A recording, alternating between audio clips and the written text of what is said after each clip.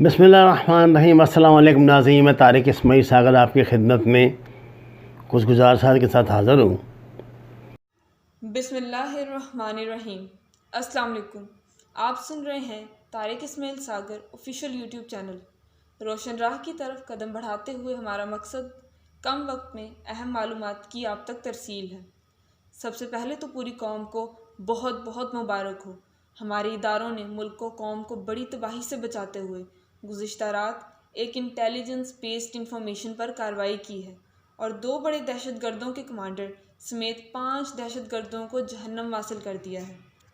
یہ کارروائی شمالی وزیرستان میں میر علی اور خیسور میں کی گئی ہے، جن میں دہشت گرد کمانڈر جس نے اپنا کور نام سید رحیم رکھا ہوا تھا وہ پچھلے 17 سالوں سے یعنی 2007 سے پاکستان کی سالمیت پر حملے کر رہا تھا، اور یہیں تک نہیں، اس نے گزشتہ 13 سالوں میں 17 بار ہماری فورسز پر حملے کیے تھے۔ اس کے علاوہ میر علی کے 4 اہم ترین قبائلی معاہدین کو قتل کیا تھا اور شمالی وزیرستان کی ایک کمپنی کے 3 انجینئرز کو قتل کر چکا تھا۔ دہشت گردوں کا دوسرا اہم ترین کمانڈر جس نے اپنا کور نام سیف اللہ نور رکھا ہوا تھا، تمام کارروائیوں میں سید رحیم کا ساتھ دیتا تھا۔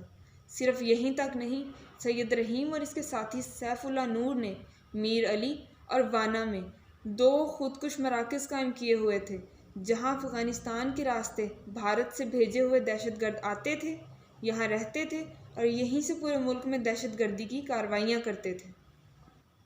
جنگی جنون میں مبتلا ہو کر یہ زبردستی کی جنگ ہم پر بھارت نے مسلط کی تھی۔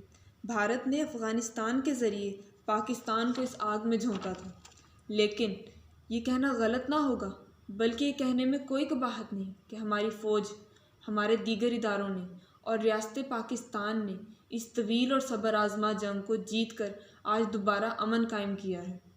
محسن داوڑ اور ان جیسے چند اور کردار جو ریاست پاکستان کو دوبارہ اسی دور کی طرف دھکیلنا چاہتے ہیں جس دور میں دہشت گردی اپنے عروج پر تھی اور کوئی پاکستانی محفوظ نہیں تھا، لیکن وہ یہ بھول گئے ہیں کہ 83,000 سے زائد پاکستانیوں، بالخصوص سانحہ آرمی پبلک اسکول پشاور کے ننھے شہداء کی قربانیوں کو رائے گاہ نہیں جانے دیا۔ وما علینا الا البلاغ المبین۔ ناظرین کرام، درخواست ہے قرآن و نماز کو ترجمے کے ساتھ جانیے، ہمارے چینل کو سبسکرائب کریں، لائک دیں اور سچ کے سفر میں ہمارا ساتھ دیں۔ آپ کا شکریہ۔